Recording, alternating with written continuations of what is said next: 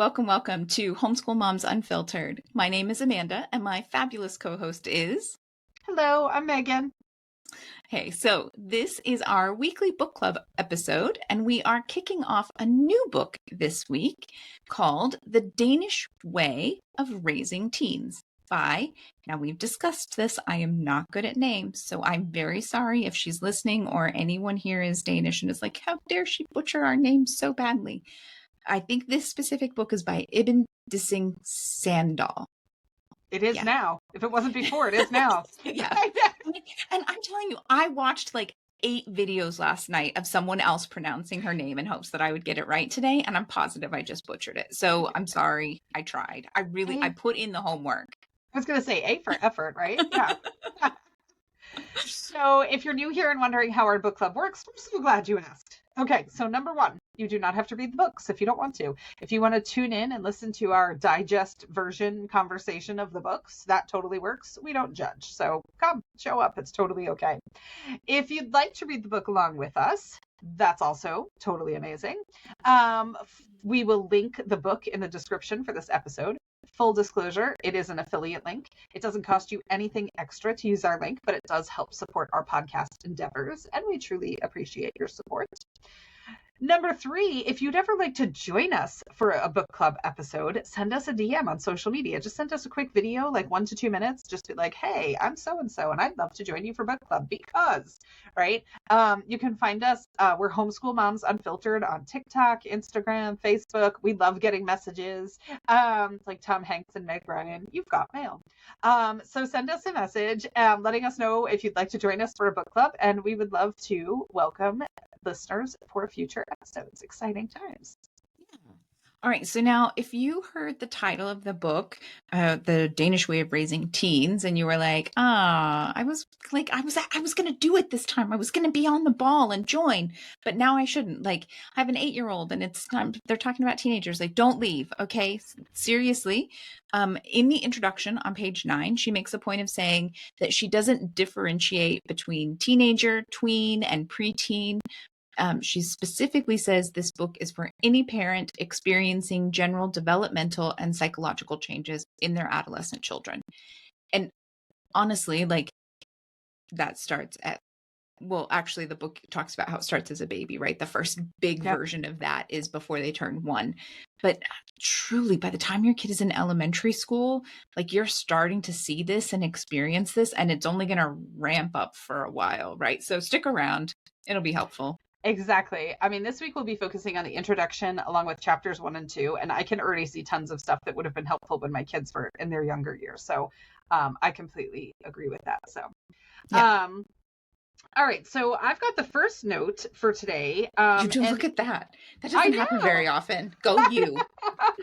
except for the one book about transcripts and portfolios where I like retyped the entire book into our notes because I was having so much fun reading that book. At least in the beginning, I burnt out on it towards the end. But in the beginning, I was like, this is amazing. So on page 4, she talks about the fact that she says, I think the terminology around teenagers has a negative and judgmental character. And I would just like to say, as the parent of 2 teenagers, one of whom I'll have a 3rd teenager in like 3 weeks.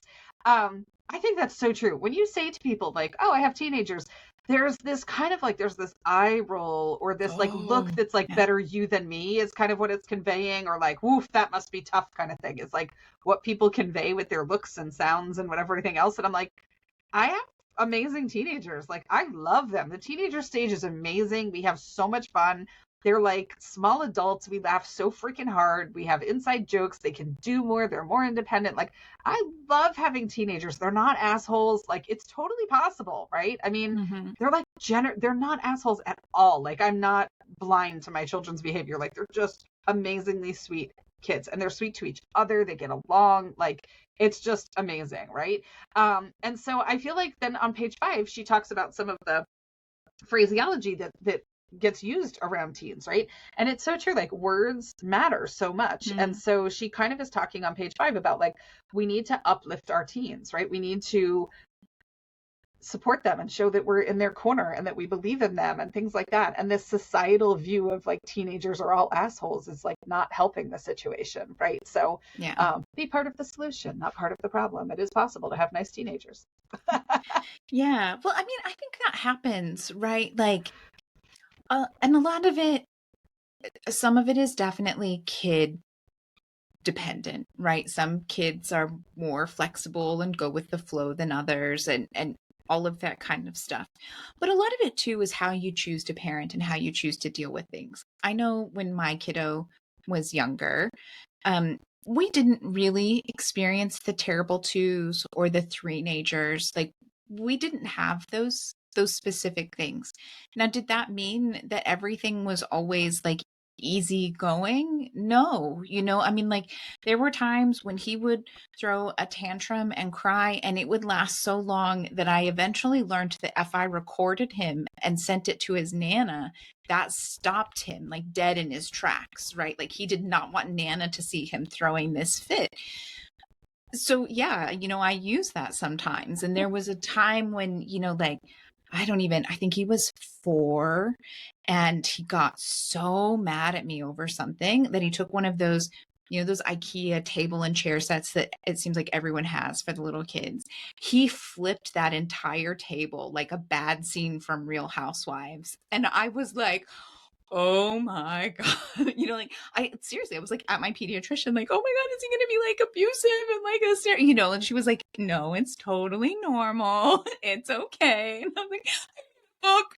I need a book. Give me a book to read about this, like, but all of my friends, everyone I knew was like, oh, he's so good. He never causes any problems. You never have any, he's so gentle. And he's a great kid, but he's still a kid, like, he still went through all of these things, but I can still confidently sit here and say, like, we didn't have the terrible twos. He wasn't a three-nager. Like, we didn't have any of those horror story things. Like, we had some crazy things, right? But not those things. Like, he was just a kid. Well, and you say like, he wasn't terrible, but he was still a kid, right? On top of that, I think you can broaden it to he's a human being. He's going to have rough days. He's going to have shit days where he just doesn't feel like, doing the thing, or, he has preferences that are different from yours, but he doesn't have the ability to vocalize that, right? That's it. And He so does it's not like, yet know how to say, I cannot people today. right. I cannot kid today. There are I will days that flip I this get up. table. Yeah, there are days that I get up and I'm like, I cannot adult today.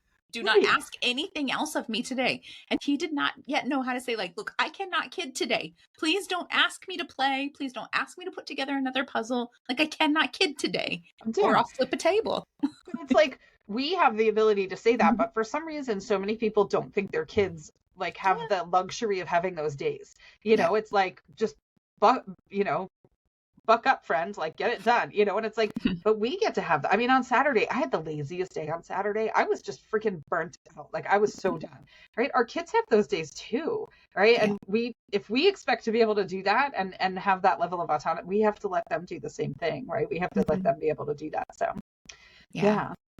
So chapter 1 is then all about authenticity, and it's called the transition phase. So I picked up the one word that I really picked up on page 15 was uncertainty. She talks about, the teenage years being a time of uncertainty and high expectations. And I think I know for my own kid now, one of my kids is very, very, very, very private, right? And so even when I am trusted with information from like deep within the reserve, it's like sacred, right?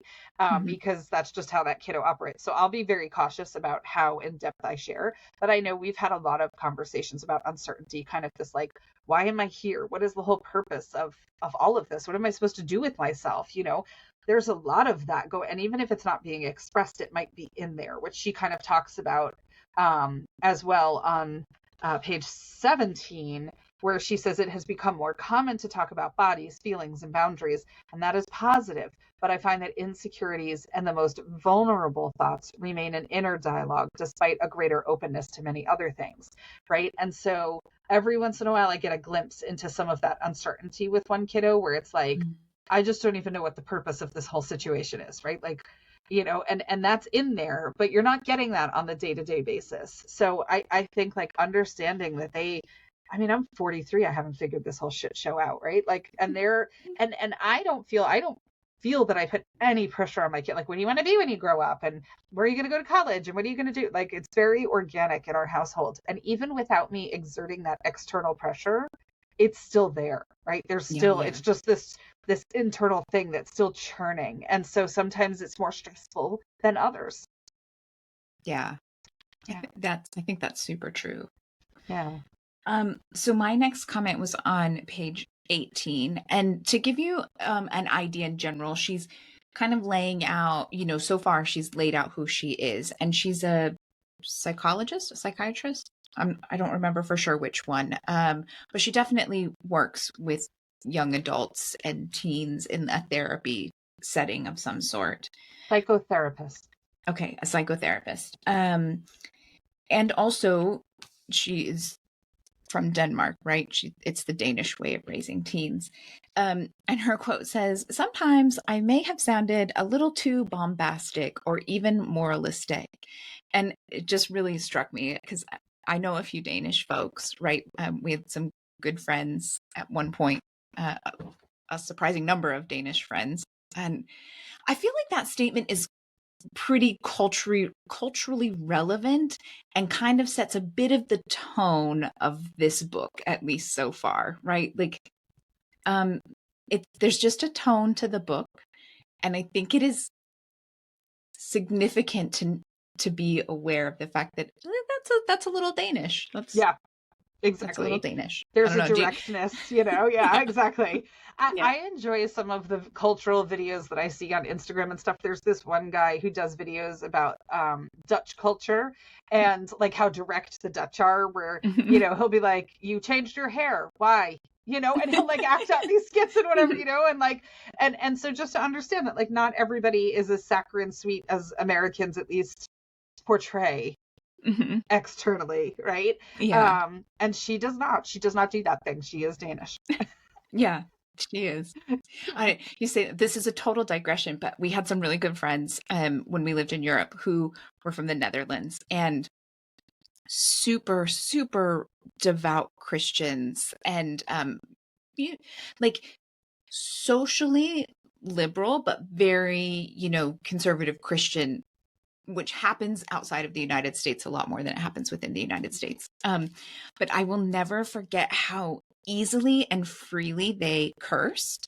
And all of the others in our group, like we were the only ones that didn't go to church. Everyone in that group went to a church, most of them to the same church. That's how they knew each other. And then we were these kind of outliers of like, hey, as long as you're like open to all of the things and, you're like LGBTQ plus friendly, and all of those kind of stuff. Like, you go on with your bad self in your church, like we can make this work.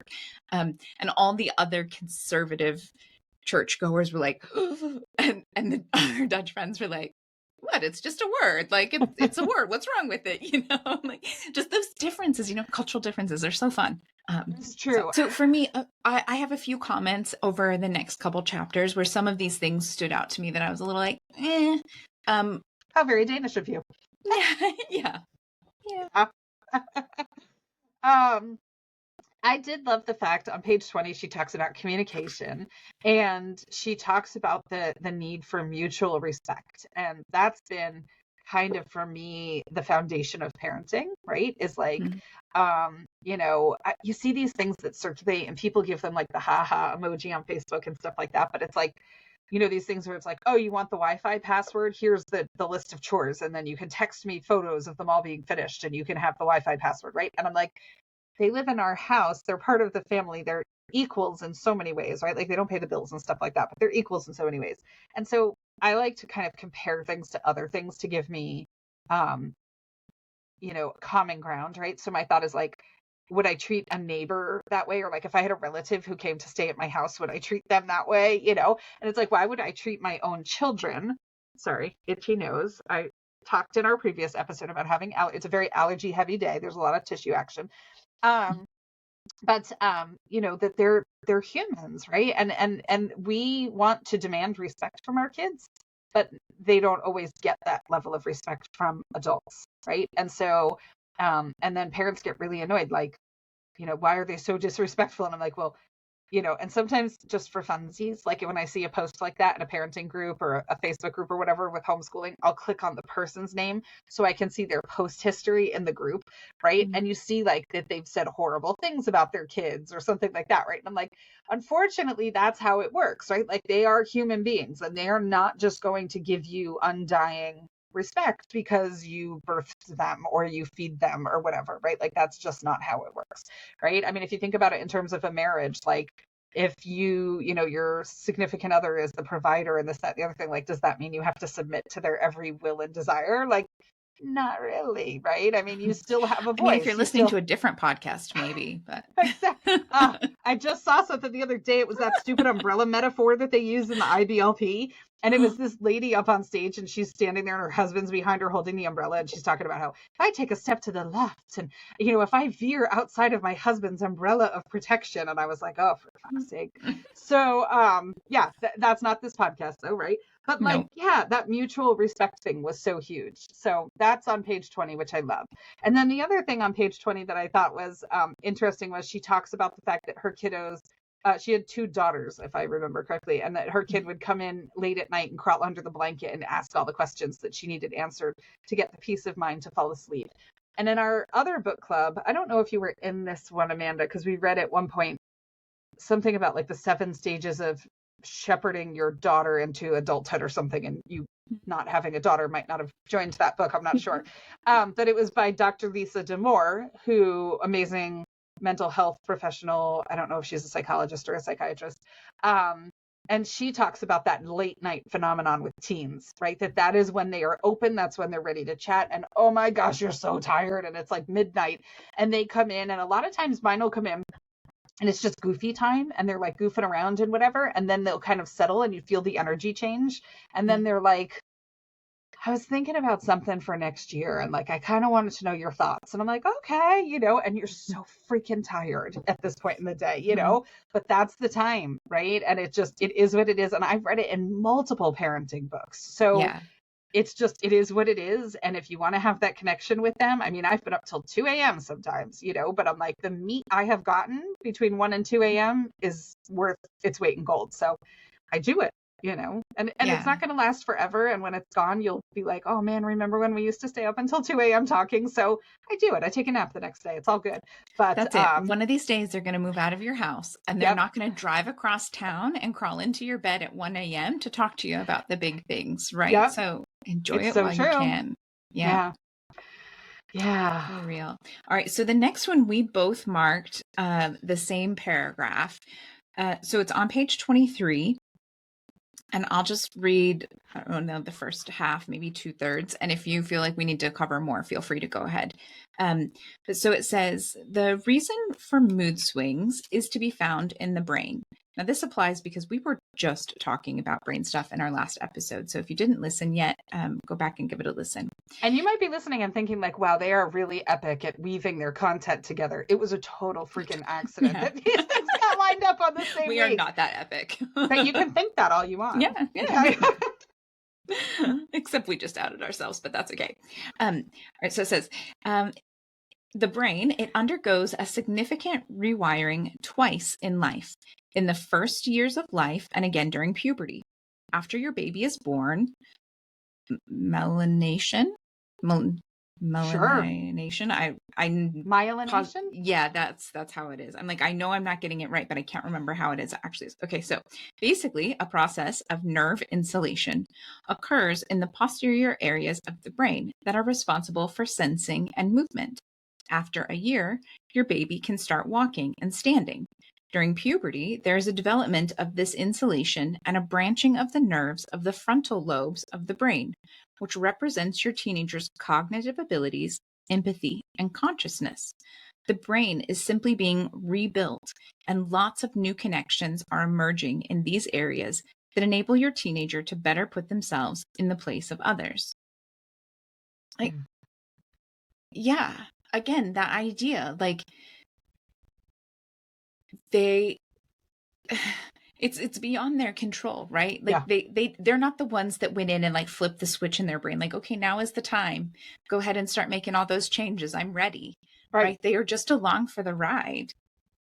Yeah, I loved that section as well because it really did make sense. I mean, if you think about it, right? I know not everyone who's listening to us who identifies as a mother will necessarily have birthed a child or experience postpartum things and like that, right? But like, I mean, I remember I cried over tortilla chips at one point when I was pregnant with my oldest child, right? And it's that same concept, right? Like, I mean, clearly I am a fairly rational human being. My husband might say otherwise. I don't know, but like I'm a fairly rational human being, and someone touched my tortilla chips, and it was just like the end of the universe, right? And so it's like we've had that as well. I mean, if you have experienced pregnancy hormones, some people may not have that when even as a pregnant person it might just not affect you the same way. Maybe you never cried over tortilla chip, good for you, I mean, or the postpartum hormones, that some people experience, some obviously far more significantly than others, but I think even people who experience somewhat typical postpartum hormones ups and downs, right? It's still a bit of a roller coaster, and it's the same concept. We're not in charge of it. Yeah, I mean, I cried over some really stupid stuff, right? But you have no control, and they're the same, right? So and it is what it is, right? They're trying their best, and man, they're being bombarded from like every freaking direction with stuff going on, and big feelings and big requirements and a future that's unknown, and all of that. It's tough. Yeah. Yeah. So then if you go to the next page, there's this quote that I was torn on, right? Because in some ways I felt it was insightful. And then in other ways I was like, eh. So the quote says, when your teen suddenly goes from laughing to crying to shouting to silence, remind yourself of the 90-second chemical process that happens in your teen's body. After all, after that, any remaining emotional response is simply the teen choosing, usually unconsciously, to stay in the emotional loop.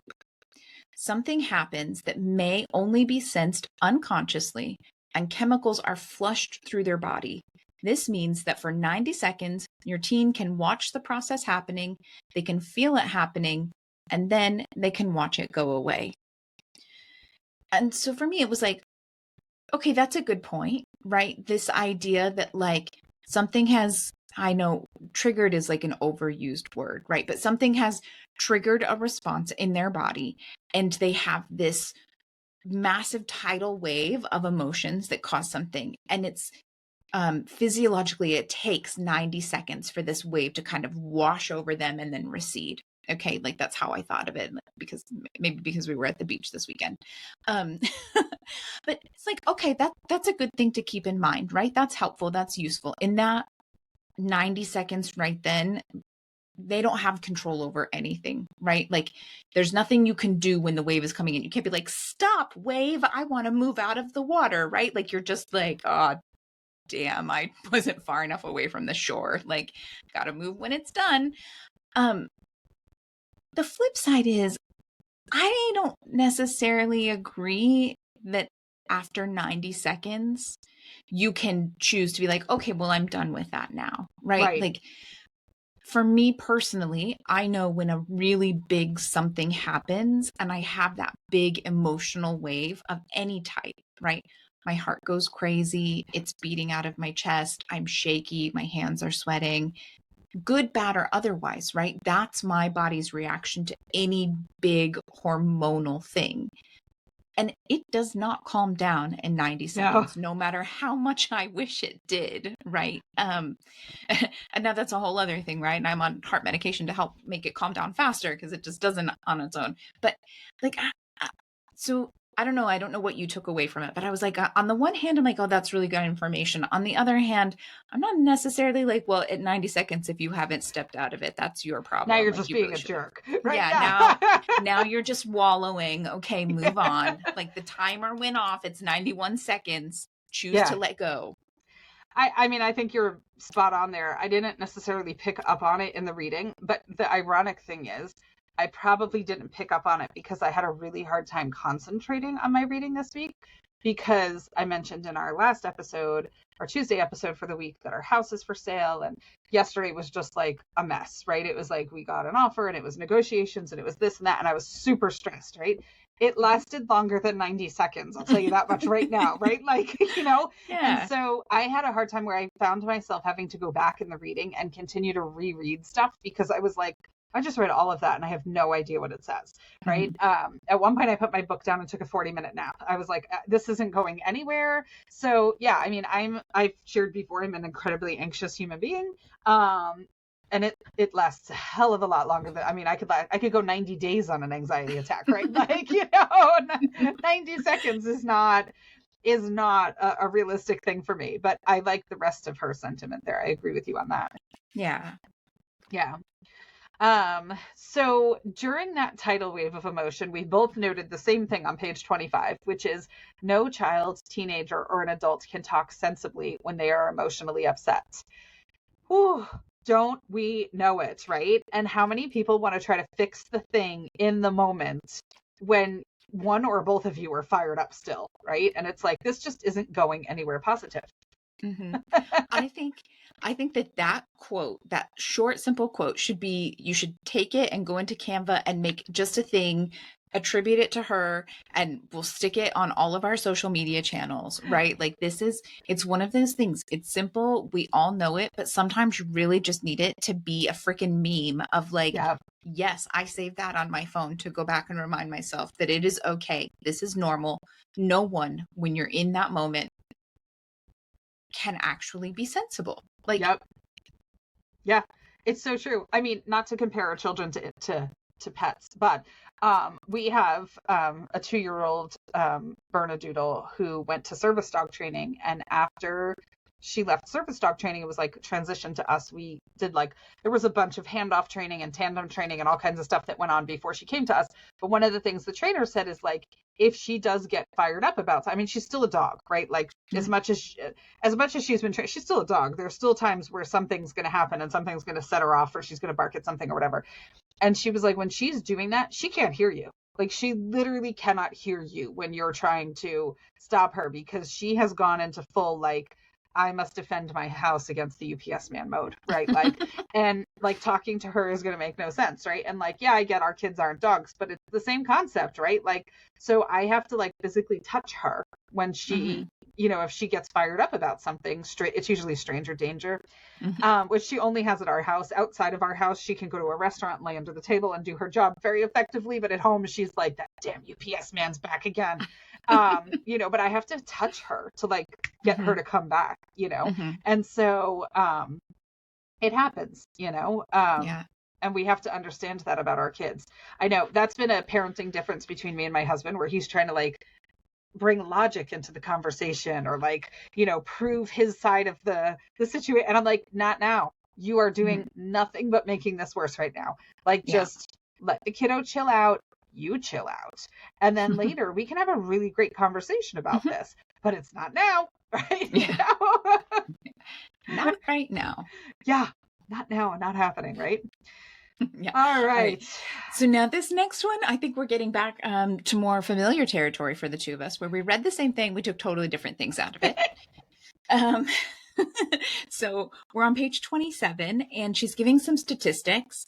She says psychology experts at Queen's University in Ontario, Canada, did a study, right? And they found that the human brain, the average person, will typically have more than 6,000 thoughts in a single day, followed by thousands of associations that follow that thought. So now we're getting up to like, I mean, just ridiculous multiples, numbers. exponential. Exactly. Right.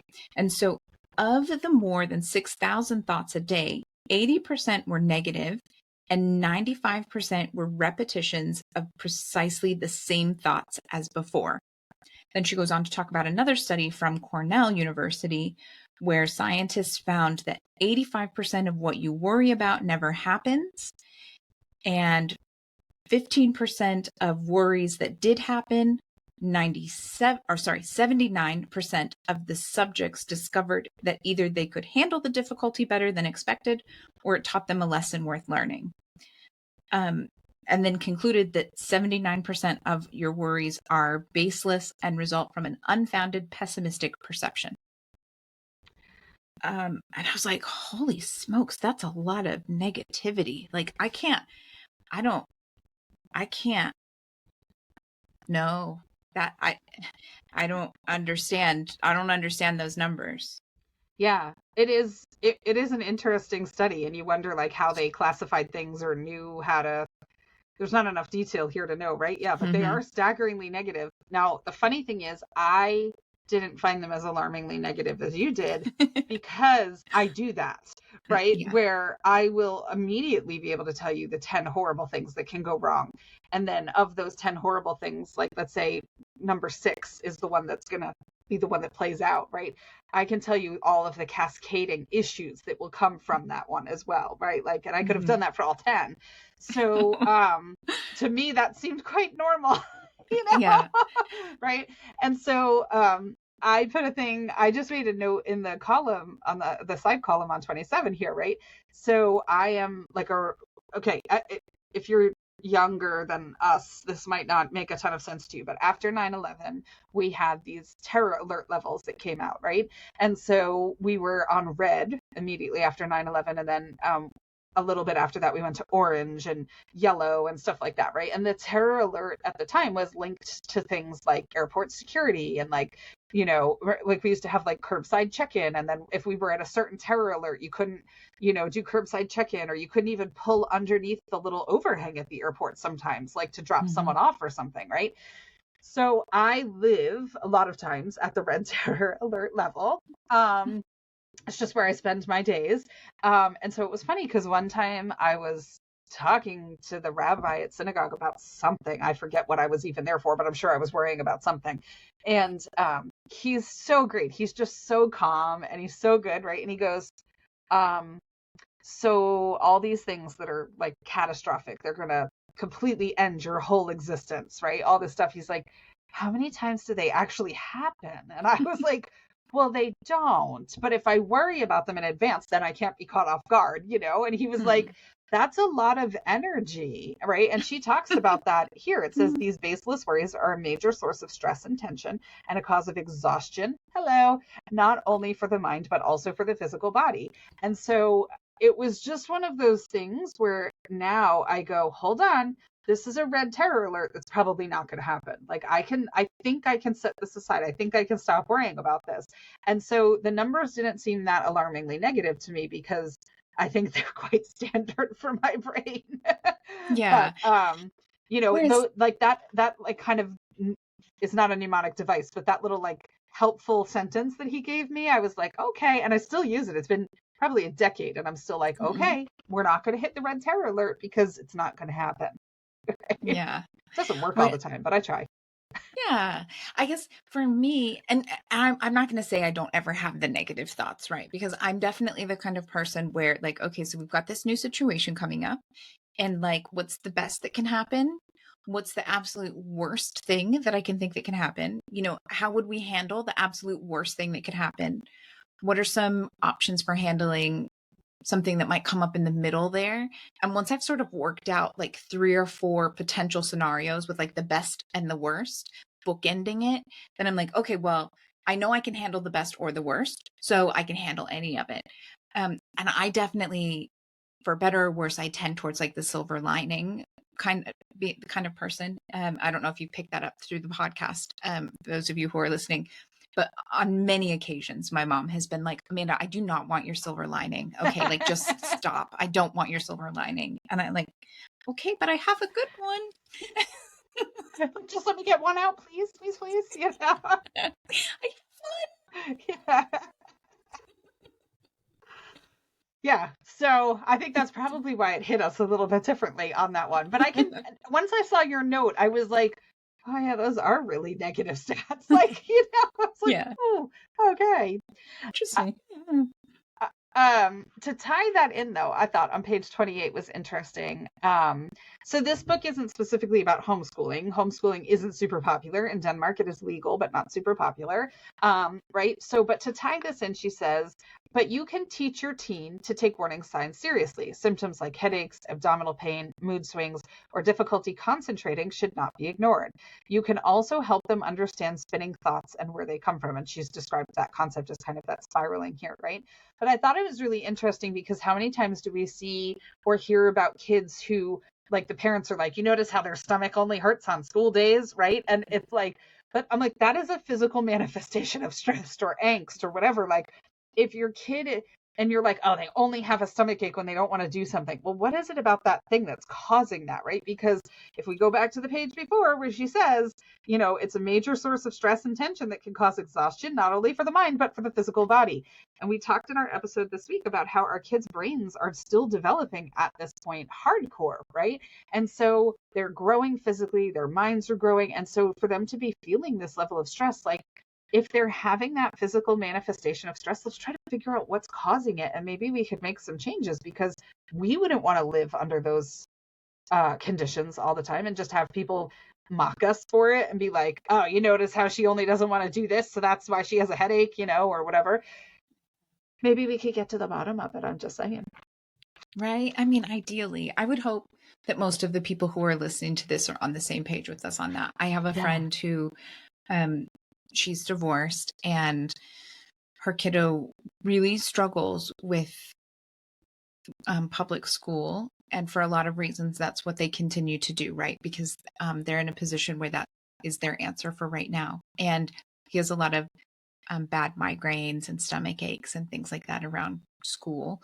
And her ex is like, yeah, you need to take him to the doctor and figure out what's wrong with him. Like it's something else, you know, it's not school related, it's something else. And they've done the whole workup, you know, and all of that. And the doctors are like, you know, he really needs to see, you know, he needs to see someone for mental health if this is going to continue, you know, like there's a lot of stuff going on, and that the only way to address it at this point is this. And her husband's like, he's not a sissy, he doesn't need mental health, like figure out what's wrong. Like, well, I hate to break it to you, but the doctors figured out what they think is wrong, and you don't like the answer, you know, like you don't like any of the answers. I have a pretty good idea why you're not married anymore. Like, that'll do it. Yeah, right. Yeah, physical manifestations of stress, they're real, and they should be noticed. And noticed in your kids, right? Kids and teenagers, they're going to feel it even more than adults, because those hormones are raging out of control for no fault of their own. The same as, you know, so yeah. All right. Moving on page 31, she kind of starts moving into a new, she's been talking about it off and on, but now she's going to start really talking about boundaries. So she says, quote, "Teenagers need boundaries set by us. When we set boundaries, we create a predictable environment that means our teens know what will happen. They need to be with someone who dares to be an adult." And that quote in and of itself, I'm like, yeah, okay, you know, like I do agree with that. I do believe, you know, all kids of all ages, all people, right? They need to know the boundaries. They need to know the rules of the game that they're playing, right? The game of life, whatever that game is at any given time. But in the context of the book, I felt like it was a little off-putting. She's being very Danish again. Yeah, maybe just a little Danish. Because and the thing that I think is interesting is I agree with a lot of what she's saying, right? You know, she's talking about this, like, you know, not the, what is it? The not authoritative parent, but the, I can't remember all of the terminology, but basically, like, you know, the parent that sets the guidelines and the rules, but is also understanding and willing to listen, and how that's a good version versus the, like, these are my rules, it's my way or the highway, or the, like, super permissive parent who is like, rules, what rules do you want, honey? And so I think generally, like, we're on the same page about a lot of the things she's saying, but then sometimes she puts it down that I'm like, oh, I think the wrong side of the kettle here would be like, yeah. Did you read that, honey? So then she goes on to say, today, as I see it, There is a lot of misunderstanding about roles. Far too many parents pass on too much responsibility to their children. Quote, what do you think we should do this weekend? What do you want for breakfast? Where do you want to go on holiday? But it is a misunderstanding of eye-level parenting. Being their ally isn't the goal. You are not their friend. You are their parent, their active adult decision maker whom they need to rely on. And I was just like, again, like, yes, I agree. There's some truth to that, right? Like, I have seen it in people that I know where they're really like, yo, you're 14. Like, you're on your own now. Figure it out. Like, let me know what you need and maybe I'll provide it for you. But like, you're basically an adult. Good luck. I've done my Um, job. yeah. I know people who feel that way. And I'm not about that. But I mean, you know, at the same time, I'm like, I've been mostly letting Winston pick his breakfast since he was 5. So like, I don't really think like, what do you want for breakfast today? Or like, hey, you know, the last 3 holidays, we've done things I really wanted to do. Like, is there something you really want to do? What are you Right. thinking about? Like, I don't see how those conversations are bad. And Well, especially since we just talked about mutual respect like 4 pages ago. So it feels like, hold on a second. Yeah. I mean, I struggled with this one because I wrote on in the margins on 32 where it says being their ally isn't the goal.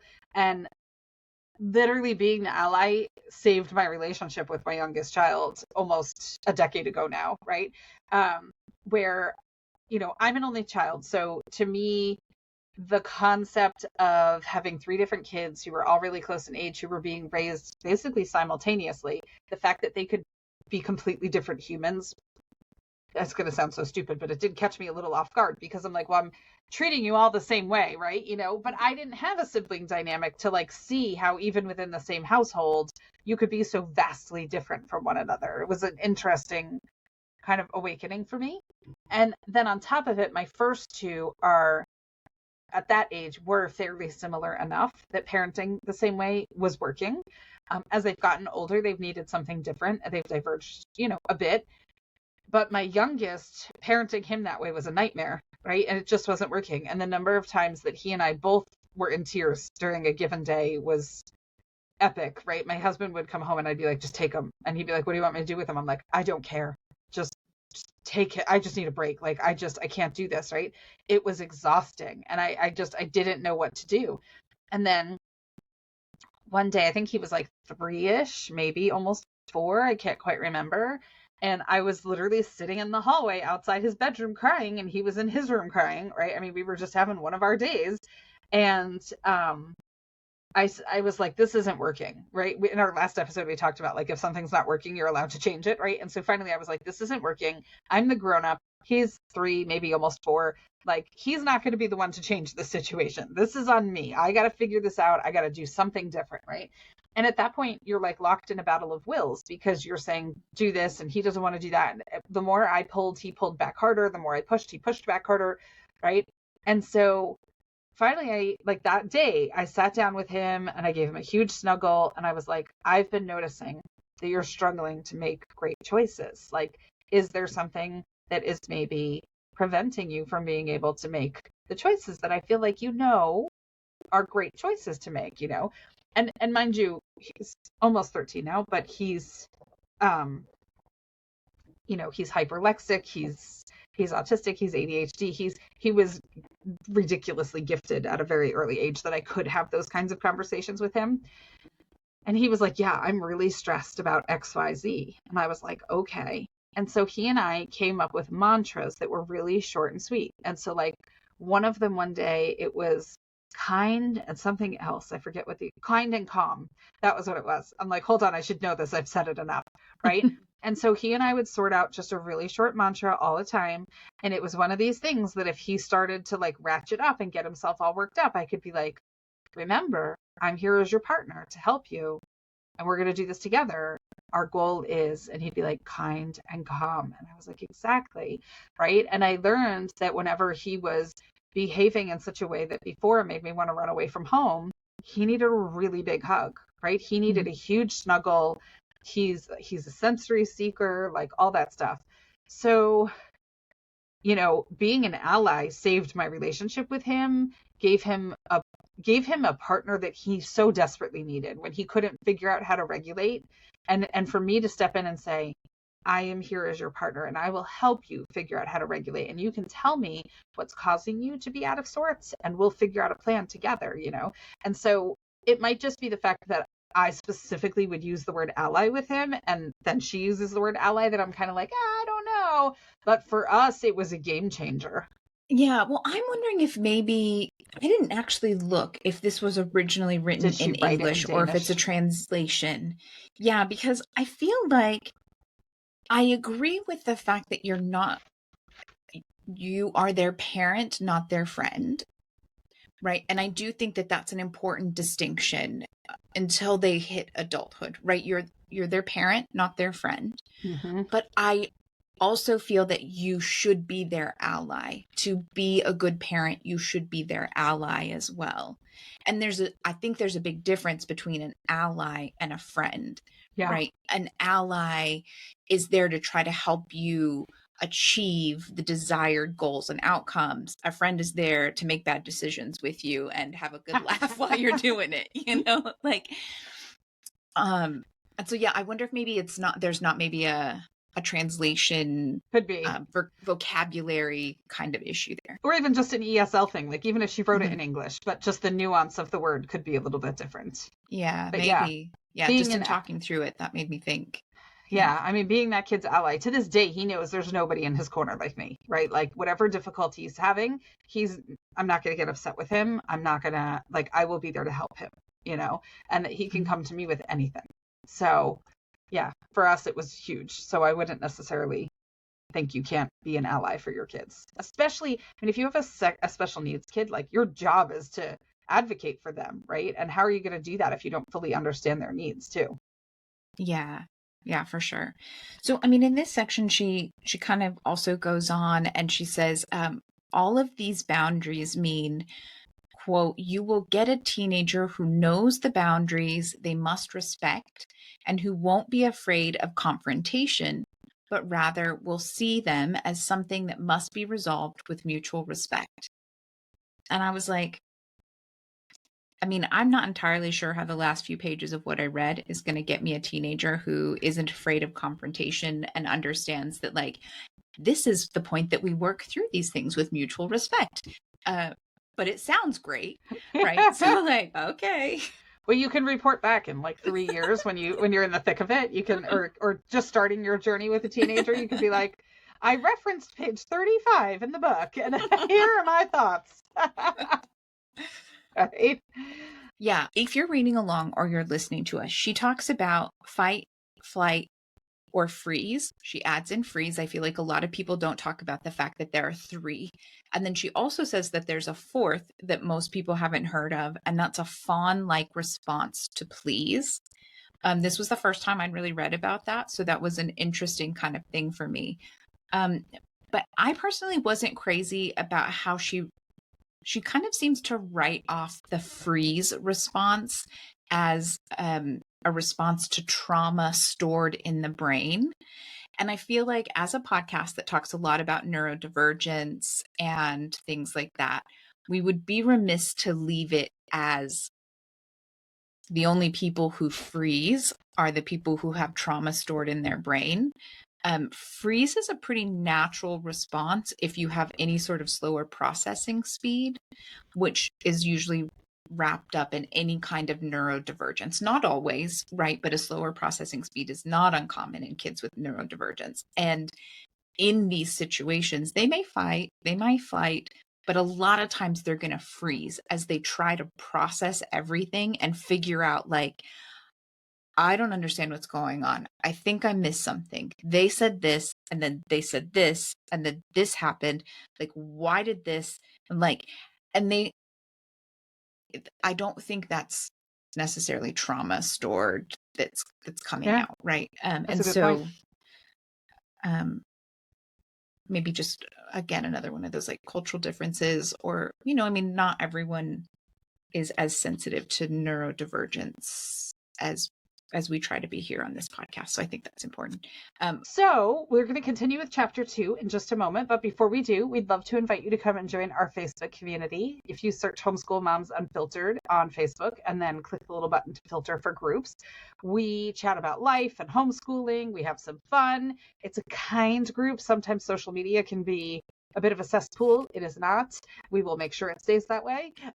So come and hang out with us if you're looking to find some secular community, some progressive community, and feel free to invite some homeschool friends to come and join you as well. Yeah, totally. So chapter 2 is reframing the stars within. Now, I have to say, I was reading this last night and I was like, oh, I can't wait to hear what Amanda has to think about this whole stars concept, because I was like, okay, I need to be open to a different way of thinking, because that's the whole point of this book, is to understand a different culture's way of parenting. But then it got a little like artsy fartsy, hippy dippy, like what, and I was like resisting it. And then I was like, nope, we're supposed to be here with an open mind so that we can learn about how this culture is raising their, okay, they tend to have the happiest people on earth. So I'm gonna be open about this really odd line of discussion, but I'm here for it. So we'll jump into that momentarily.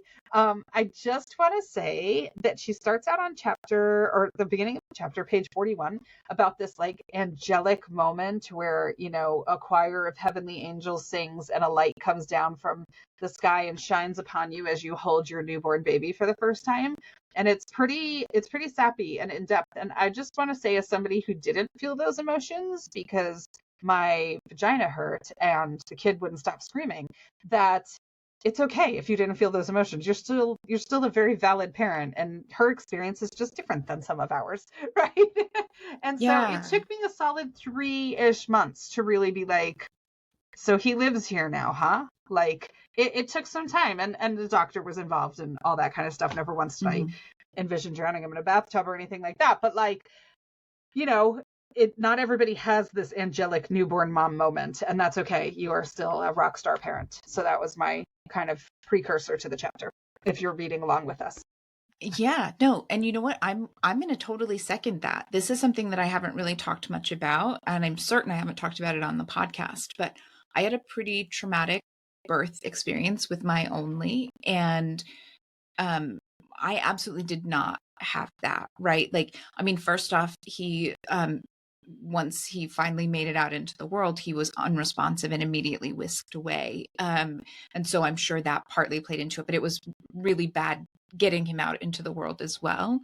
And to the point where, you know, for the first few days, I was in the hospital for a week. And the first few days for sure, I was aware of the fact that I had these feelings of like, there is this tiny human that is relying on me to provide and care for them. And I did not give birth in the United States. Where I gave birth, you're not allowed to put them in a nursery. There's no such thing as a nursery. You keep the baby. They stay with you the moment they're out, as long as the doctors have got them breathing again. And, you know, and you're caring for that child. And so there was this responsibility, but that was all I was really feeling at that time. To the point where right before I got released, you know, released from the hospital, those more normal feelings like started to come into play, and it was okay. But I was aware, you know, and thinking like, if I'm still feeling this way at the end of the week when it's time for me to go home, I need to have a very serious conversation with my OBGYN, right? Like, and once I got home, my mom had that same conversation with me where she was like, you know, your dad and I were watching what was happening, and we were definitely a little worried about what was going on there, because, you know, and your dad was especially worried. And I was like, well, it went really badly. Like, it did not go how it was supposed to go. So like, let's give her a few days to, you know, for things to settle down before we have that talk, right? Because that's a big talk to have with the new mom and with all the hormones and with everything happening, you know, and like, and, you know, I was on some special medications right afterwards and things like that, that probably made things even worse and much harder. But yeah, that thing, we hear it, this idea that like the moment you have your baby, you know, in this, and not enough people talk about the fact that like, that is not a given. And Yeah. I would guess, if you really looked at it and if people were really honest If that, they felt comfortable saying it. Yeah. yeah, Yeah. that happens significantly less than we are Yeah. led to believe. Yeah. I mean, there was so much that I was the first of my friends to have babies. Nobody told me, like, and I grew up in a pretty religious environment where I didn't get like sex ed or anything like that. Like, nobody told me about the mesh panties and the fact that they were going to shove ice packs, into my mesh panties. Like, it's like you're there and you're having this like out of body experience, and you're just like, oh my gosh, I'm freaking exhausted. Food tasted really weird after I was hungry, but I couldn't eat, like, the whole thing. And then I was hell bent on breastfeeding, and it went really, really poorly. And every time I turned around, there was somebody in there like manhandling my boobs, and he wouldn't stop screaming because he was hungry. I can't blame him, Mhm. and like all this, it was not pleasant at all, right? And I was very excited to become a mom, and I was so excited to meet him, but it didn't go well, right? And Mhm. eventually we got there. And then what was great about it was when I had my other kids, I knew that had happened. And so I gave myself some like, I was like, it's okay, it'll come. Like, if it's not there. So there was less pressure. But with the first one, I didn't know.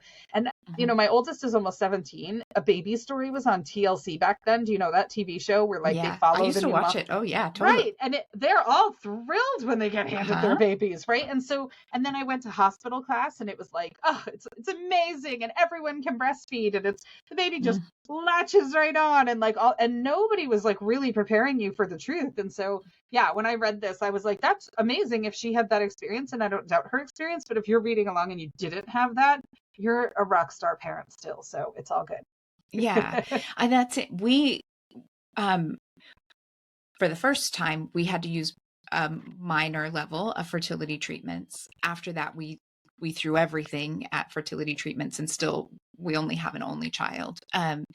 But when you go through fertility treatments and you have tried so freaking hard to have a baby, and then you have a baby and you're not overjoyed with it, like the amount of cultural and societal expectation of like, Yes. I mean, that's freaking hard. And it's okay, right? Like, and you know what? If you're listening and you're in that place, or you're getting ready to have a baby and you're afraid you're going to be in that place, please, please, please message us, either one of us, right? Like, we will talk to you, like, Yeah. or join our Facebook group and start a thread. Like, these are real things, and Yeah. we can be there for each other. Yeah, It doesn't have to absolutely. be Because I think silly. nobody talks about that stuff. And then Yeah. you feel like you're the broken, dysfunctional one, because everybody else, quote unquote, is so happy when somebody hands them this really dirty child, and you're bleeding all over the place, and you've just shit yourself on a table, and like you're supposed to be like, this is amazing, and I'm like, it might be, but it might not, you know?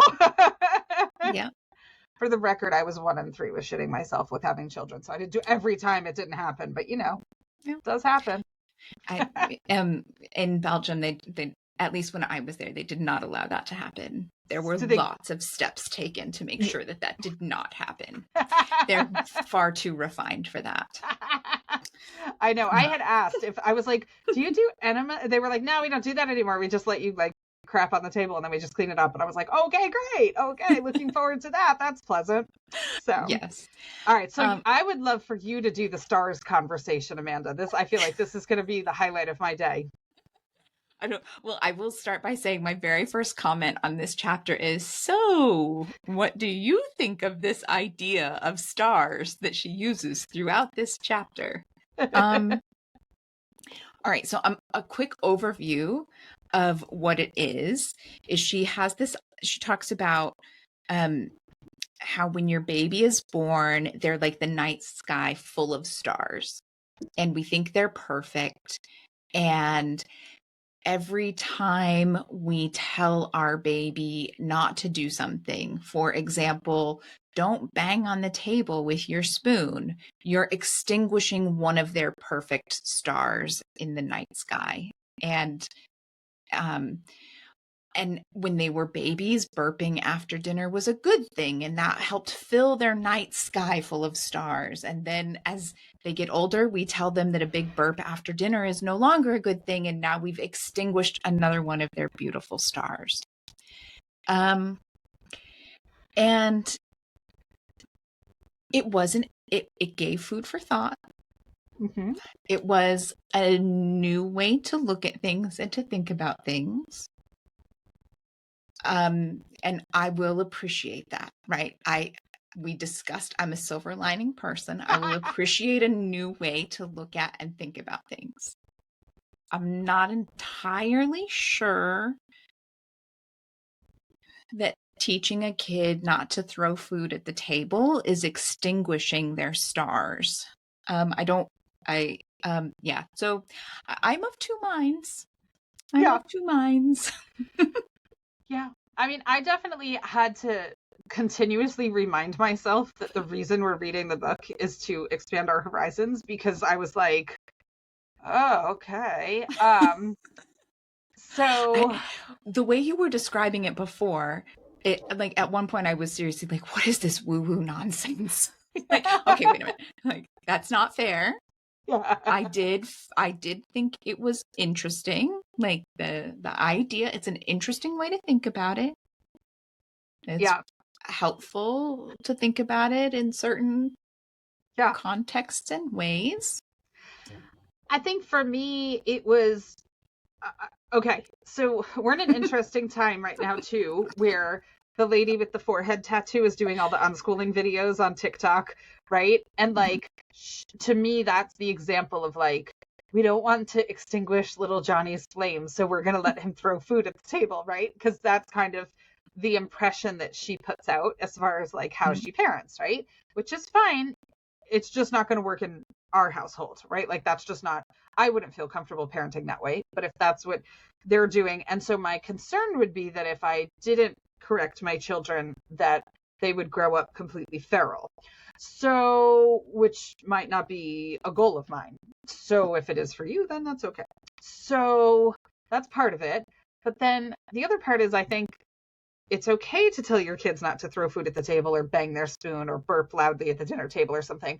But I feel like based upon some of the stuff that she said previously is like, if you do it with mutual respect and in a kind way and, you know, in conversation, as opposed to like super disciplinary, then I feel like you can do that without extinguishing the stars, right? Like you can kind I of, don't think so. I not think you're according to the supposed to, book. yeah, I think you're supposed to accept the fact that you're extinguishing the stars, but be aware of what stars you're extinguishing. Okay.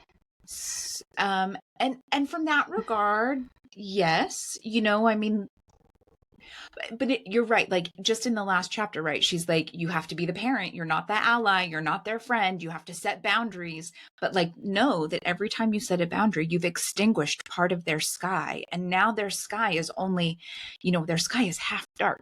I found that really interesting. She kept referring to the fact that the sky was half dark. I'm like, oh, well, That's a lot of star extinguishing. Well, it is. And how come it's not half light? Yeah. You know, like, I don't. Silver lining Amanda, right? Of course she did.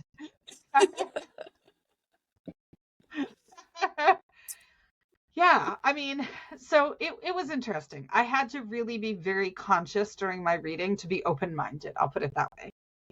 Yeah. And I'm working on it. Which is a good thing, right? So I'm there for it. It's good. We made a note on page 53 about, I think there was just like some cultural differences that she brought up there, but saying like that Danes don't always believe in happy endings, like, you know, that they're not constantly worried about removing challenges or worries and things like that. Like they're a little bit more grounded, maybe a little bit more analytical, a little bit more down to earth. And I think that's true sometimes in general, just like for Europeans as a whole. We are culturally very different. So she kind of points that out there.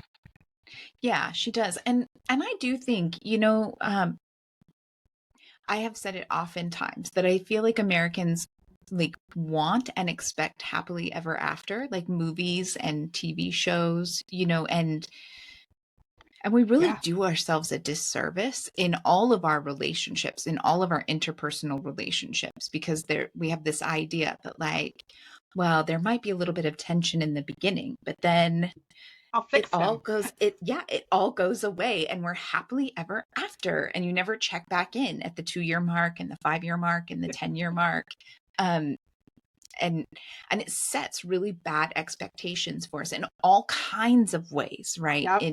In all interpersonal relationships, from dating and marriage to the relationships we have with our kids and with our parents, right? And this idea that it's not always easy. It doesn't always end at the beautiful wedding day and just go on that way, bliss forever and ever, right?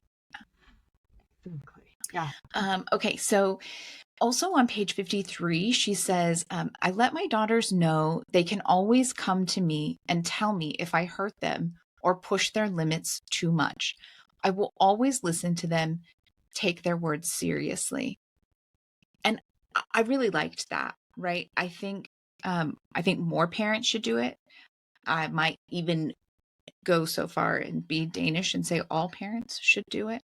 I'll make it an absolute statement. But I think it takes a lot of maturity to be able to do that, right? And I know I personally, this made me really think about the fact I try to be this way and I try to show that and model it, but I think I need to actually say the words, specifically say that, like if I hurt you, if I push you too far in any way, shape, or form, like I want you to come and tell me, and I'll do my absolute best to just be a good listener. Yeah. I've seen a thing online that I haven't done, but I've always liked, and I really should do it, where the parent gives their kid like a little card, kind of like a hotel key card kind of size card, but it's like cardstock or laminated or whatever. And it's like present this to me and I promise not to yell, or I promise not to get defensive, or I promise not to get angry, whatever it might be, I'm not a yeller, but like whatever it might be that is kind of like your go-to thing. And it's like that physical act of the kid like turning it over and being like, okay, and I kind of thought that was like an interesting token of exchange, where it makes you hyper aware of something at the beginning and gives the kid also the courage to walk in and because otherwise it could be hard to open the conversation. Oh, But that's by great. I love that. I haven't seen that before. I love that idea. Yeah. Yeah. And it's like, no matter what it is, I promise I won't get mad. Right. Mm-hmm. Because the reality is, like, no matter what it is, they're still your kid. Right. And so it's like, it's almost always fixable. Right. And so, and so I liked that. It kind of reminded me of this section when it was there. And the thing is, even if it isn't fixable, there's a way through it. Right. You'll still love your kid.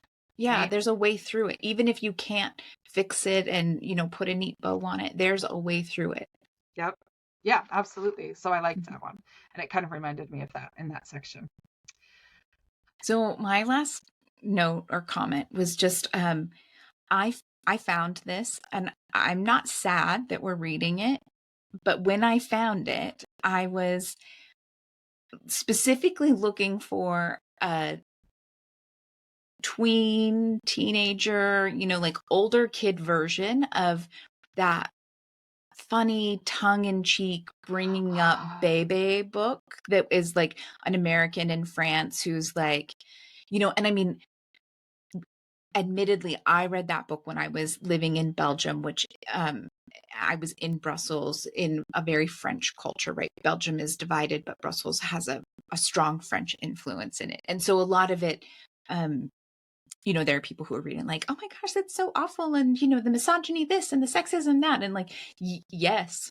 I mean, like my OBGYN was like, I'm not a big person. I'm a pretty petite person and I'm well within like a normal BMI range. Right. And she was very much like, you cannot gain more than 20 pounds with your pregnancy. And I was like, in no world is 20 pounds a normal weight to gain with a pregnancy, right? And when I went over 25 pounds while on bed rest for 12 weeks, she was like, oh no, we should probably talk about a diet. And I was like, we should probably not.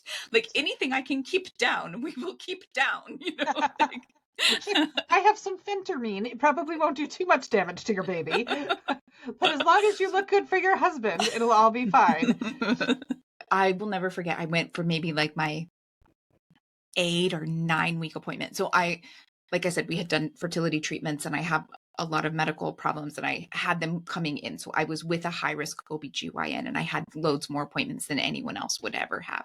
But it was maybe like my 8-week appointment. And she took one look at me and she said, "Oh my, your hips have already spread. You'll never fit in your pants again." And I was like, ouch. We still thought I might lose the baby. Like I still had, I mean, like there were all of these problems. And she's like, "You'll never fit in your pants again." Let's get to the heart of the issue here. Like, right. Pretty sure I could buy new pants. Let's just get a healthy child born, okay? Like, help me out. Help me make sure he sticks, right? Like, oh my gosh, that's too much. Oh, I'm telling you. So yeah, I was like, I was kind of hoping that it would be, when I picked this, that there would be like a little bit more tongue in cheek, and it's very much not tongue in cheek so very far. Philosophical so far. Yes. Yes. Yeah. But so far so good. I'm enjoying it. So, we'll see how it develops. I will continue to have an open mind. I've got this. Yes, we can do this. Exactly. Well, thank you so much for joining us today for our first episode of The Danish Way of Raising Teens. And Wait. Oh, yeah. I'm going to finish it off. I never get to do the finishing, so I've got this one. Okay. Tune in next week for a continuation of the discussion. And in the meantime, happy homeschooling. Have a great day. So glad we entertain ourselves. Hopefully they find us equally entertaining.